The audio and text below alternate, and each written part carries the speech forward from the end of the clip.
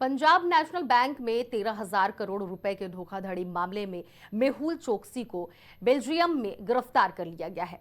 भगोड़े मेहुल चोकसी के खिलाफ सीबीआई और ईडी के प्रत्यर्पण अनुरोध के आधार पर यह कार्रवाई की गई है। भारतीय जांच एजेंसियां उसे जल्द ही वापस भारत लाने की तैयारी में जुटी हुई हैं। इस बीच मेहुल चोकसी के वकील विजय अग्रवाल ने कहा कि वह इस गिरफ्तारी के खिलाफ अपील दायर करने की प्रक्रिया शुरू करने वाले हैं।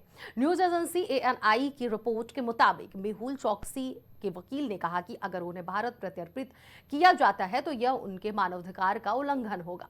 उन्होंने कहा कि यह किसी भी देश की प्रक्रिया होती है। यदि कोई देश दूसरे देश की रिक्वेस्ट करती है तो औपचारिक तौर पर गिरफ्तारी होती है और फिर उसकी बेल भी दी जाती है।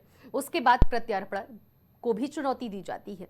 इस दौरान उन्होंने संजीव भंडारी केस का भी हवाला दिया। विजय अग्रवाल ने कहा कि संजीव भंडारी का केस हारने के बाद भारत सरकार के लिए यह बहुत मुश्किल हो गया है। मुझे नहीं लगता है कि प्रत्यर्पण इतनी आसानी से हो सकती है। उन्होंने दावा किया कि मेहुल को भगोड़ा घोषित नहीं किया गया है क्योंकि वह भारतीय जांच एजेंसी के साथ सहयोग करते रह सकते हैं। वकील विजय अग्रवाल ने आगे ये भी कहा कि यह केस जो है लंबे समय से चल रहा है।